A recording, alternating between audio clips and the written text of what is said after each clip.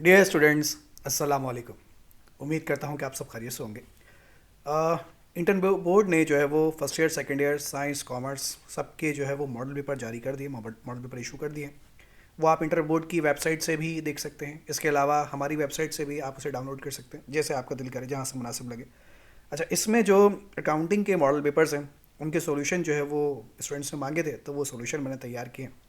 First year का भी upload हो गया है, सेकंड ईयर का भी जो है वो अपलोड हो रहा है। तो सेकंड ईयर के मॉडल पेपर को पहले ज़रा एक नज़र देख लेते हैं, इसका सोल्यूशन क्या है वो देख लेते हैं, और फिर इसके बारे में समझते हैं कि मॉडल पेपर बेसिकली क्या आपको एक्सप्लेन करेगा। ये मैंने फर्स्ट ईयर में भी बताया, सेकंड ईयर वालों को भी बता देता हूँ। तो ये बेसिकली आपका एक मॉडल पेपर जो बोर्ड ने इशू किया है, ये सेक्शन ए है। सेक्शन ए आपका 20 मार्क्स का, यानी 20 MCQs हैं इसके, जो कि आपको अटैम्प्ट करने हैं। ये MCQs हैं और उसके आगे उसे करेक्ट आंसर्स भी बताए गए हैं। ये चेक कर लिएगा, ये बोर्ड ने नहीं बताया, ये मैंने बताया। अच्छा, ये जो MCQs हैं ये ऑलमोस्ट आपके पास पेपर्स के, यानी जो पुरानी 10 ईयर है, 10 ईयर के ही आपके बेसिकली MCQs हैं। तो इसमें कोई ऐसी बात नहीं है जो आके आपको समझ में ना आए, सारे पुराने ही MCQs हैं। आप पढ़कर देखेंगे आपको आइडिया हो जाएगा। ठीक, ये इनका सोल्यूशन है। अच्छा, अब उसके बाद सेक्शन बी पर आते हैं। सेक्शन बी आपका 80 मार्क्स का होगा, और इसमें आपको 4 क्वेश्चन अटैम्प्ट करने होंगे, और उसके मार्क्स होंगे 40 मार्क्स, यानी एक क्वेश्चन जो है वो आपका 10 नंबर का होगा। ठीक। अच्छा, इसमें पहला सवाल इसमें जो लिया गया है वो नॉन प्रॉफिट कंसर्न का सवाल है। ठीक है, ये इसका सॉल्यूशन है, इसको चेक कर लीजिएगा। कोई परेशानी हो, कोई टाइपिंग मिस्टेक, कोई कैलकुलेशन मिस्टेक हो तो बता दीजिएगा, बाकी डिस्क्रिप्शन में जो उसी करेक्शन कर दी जाएगी। उसके बाद जो है वो तीसरा सवाल जो लिया गया है वो distribution of profit and loss का सवाल है। ये इसका छोटा सा सोल्यूशन है, इसको भी देख लीजिएगा। ठीक है। अच्छा, उसके बाद क्वेश्चन नंबर 4 जो नेक्स्ट क्वेश्चन है वो पार्टनरशिप रिटायरमेंट का है। ये भी आसान सा सवाल है। ठीक है, इसमें यहाँ पर एक बात समझ लीजिएगा, यहाँ पर रीवैल्यूशन का जिक्र है। अगर आपने रीवैल्यूशन पढ़ा है तो बेसिकली यहाँ पर जो कम पैसे दिए जा रहे हैं वो रीवैल्यूशन की वजह से कम दिए जा रहे हैं। ठीक है, बोनस की वजह से कम नहीं दिए जा रहे, रीवैल्यूशन की वजह से। तो अगर आपने रीवैल्यूशन पढ़ा है तो ये रीवैल्यूशन की इसकी एक मुख्तसर सी कैलकुलेशन है। अब यहाँ पर ये समझ लीजिए कि ये 6 कैसे आया है। रीवैल्यूशन जब आप टोटल, जैसे टोटल गुडविल मालूम करते हैं, तो टोटल मालूम करने के लिए, टोटल लॉस मालूम करने के लिए हम अपने रेशो को रिवर्स करते हैं। इनके रेशोज़ क्या बनते हैं? इनके रेशोज़ अगर आप देखें तो इसका रेशो है 3, इसका है 2, सॉरी इसका है 1, इसका 2 और इसका 3। यानी इसके रेशो जब आप निकालेंगे ना कैपिटल से रेशो, क्योंकि सवाल में लिखा है कैपिटल से रेशो निकालना है। कैपिटल से जब रेशो निकालेंगे तो पहले पार्टनर का यानी कुलसूम का रेशो बनेगा 3, सबा का रेशो बनेगा 2 और बुशरा का रेशो बनेगा 1। आप कैलकुलेट करके देखिएगा, ठीक है, आपको बात समझ में आ जाएगी। तो रेशो बनते हैं 3:1 पिल्ले। तो 3:1, 1 जो है वो आखिरी वाला का यानी बुशरा का रेशो है, और 1/6 यानी बुशरा का रेशो बनता है 1/6। ठीक है, क्योंकि सम ऑफ रेशो कितना बनता है 6, तो 1/6 बुशरा का रेशो है। टोटल मालूम करने के लिए हम अपने रेशो को रिवर्स करते हैं। जब रिवर्स करेंगे तो ये हो जाएगा 6/1। ठीक है, बहरहाल आपने जब जब पढ़ेंगे, लेक्चर देखेंगे रिवैल्यूशन का, तो आपको मेरी बात जो है समझ में आ जाएगी रिटायरमेंट में किस तरह से हम इसको कंसिडर करते हैं। तो बेसिकली यहाँ पर हमने अपने रेशो को रिवर्स किया है। ठीक, ओके। तो ये इसकी कैलकुलेशन और ये इसका सॉल्यूशन, यानी इसकी एंट्रीज यहाँ पर मौजूद है, इसको देख लीजिएगा। उसके बाद नेक्स्ट क्वेश्चन लिया गया पार्टनरशिप लिक्विडेशन का सवाल है। ठीक है, यहाँ पर टोटल एसेट्स गिवन नहीं थे, सॉरी अदर एसेट्स गिवन नहीं है, वो मैंने मुख्तसर से यहाँ पे कैलकुलेशन की। कैसे कि इक्विटी साइड का टोटल किया, यहाँ का टोटल बनता है 4 लाख रुपये, इसमें से इस 20,000 को माइनस किया तो सिंपल आपके पास अदर एसेट्स आ जाएंगे 3,80,000।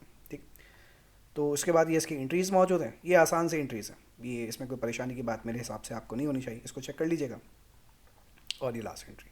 उसके बाद नेक्स्ट क्वेश्चन लिया गया आपका इशू ऑफ शेयर्स के चैप्टर से। अच्छा, इशू ऑफ शेयर्स के चैप्टर में यहाँ पर एग्जामिनर ने आपको थोड़ा सा परेशान किया है, ज़रा वो समझ लीजिएगा। यहाँ पर आपने ऑफर किए 40,000 शेयर्स 12 रुपये के हिसाब से, लेकिन एप्लीकेशन आई हैं 30,000, यानी अंडर सब्सक्रिप्शन, कम एप्लीकेशन आई। अब जब कम एप्लीकेशन आई है तो बाकी शेयर जो है वो अंडर बाय कर लेता है आपसे, यहाँ पर लिखा हुआ है कि बाकी शेयर जो है वो अंडर बाय करेगा। तो अब अंडर भी क्या 12 रुपये के हिसाब से बाय करेगा? तो इसका जवाब है नहीं। अंडर जब बाय करेगा, अगर कमीशन है तो ठीक है 12 के हिसाब से बाय करेगा, लेकिन कमीशन का जिक्र नहीं है तो फिर अंडर जो है वो पार वैल्यू पर शेयर्स को बाय करेगा। ठीक है, तो अंडर को जब आप यहाँ पे शेयर देंगे तो 12 रुपये के हिसाब से नहीं देंगे, फिर आप उसे पार वैल्यू के हिसाब से देंगे, नहीं 10 रुपये के हिसाब से यहाँ पे शेयर दिए गए। ठीक है, बाकी की एंट्रीज पुरानी है, बेसिक एंट्रीज हैं, उनमें कोई परेशानी की बात नहीं है, उसे आप चेक कर लीजिएगा, उसे चेक कर लीजिएगा। अच्छा भाई, नेक्स्ट क्वेश्चन है डिस्पोजल ऑफ नेट इनकम, यानी रिटेन अर्निंग का सवाल है। यहाँ पर आपको एंट्रीज़ बनानी है। ठीक है, इनको चेक कीजिएगा, एंट्रीज़ पुरानी बेसिक एंट्रीज़ हैं, आसान सी एंट्रीज़ है इसमें। अच्छा, यहाँ पर ये जुमला ज़रा गौर से समझ लीजिएगा कि आपने स्टॉक डिविडेंड डिक्लेयर भी किया और साथ ही साथ आपने उसके बदले जो है वो शेयर्स इशू भी कर दी। दोनों बातें यहाँ पे, स्टॉक डिविडेंड डिक्लेयर भी किया और उसके बदले शेयर्स भी इशू किए। तो यहाँ पर पहले हमने स्टॉक डिविडेंड को डिक्लेयर करने की एंट्री यहाँ बनाई है, और उसके बाद जब उसके बदले शेयर इशू किए तो उसके नीचे ही उसकी एंट्री भी बना दी गई। उसके बाद सो ऑन, और उसके बाद स्टेटमेंट ऑफ रिटेन अर्निंग। अगर आपने पढ़ा है तो समझ में आएगा, और अगर नहीं पढ़ा अभी तो फिलहाल इसको स्टॉप कीजिए, और जब पढ़ लें तो फिर आकर इस वीडियो को देख लीजिए। अच्छा, उसके बाद सेक्शन सी में आते हैं। सेक्शन सी में आपको 2 क्वेश्चन अटैम्प्ट करने हैं, ठीक है, और एक सवाल जो है 20 नंबर का होगा। पहला सवाल इसमें लिया गया आपका सिंगल एंट्री का। ये तो आपने मेरे ख्याल से सब नहीं पढ़ लिया होगा, ठीक है, तो इसको पढ़कर देखिएगा। आसान सी इसके अंदर बात ये है, कोई परेशानी की इसके अंदर बात नहीं है। बस ये लग रहा है ऐसा कि पैराग्राफ की फॉर्म में है, तो आपको शायद लग रहा है कि मुश्किल है, हालांकि सारी बातें आसान हैं। तो पहले कैपिटल अटेंड मालूम करना था, फिर statement of profit and loss है जो कि आपको आती है, और फिर आखिर में आपके पास इसमें स्टेटमेंट ऑफ अफेयर्स यानी कि बैलेंस शीट जिसे कहा जाता है, वो चीज़ यहाँ पर मौजूद है, ठीक।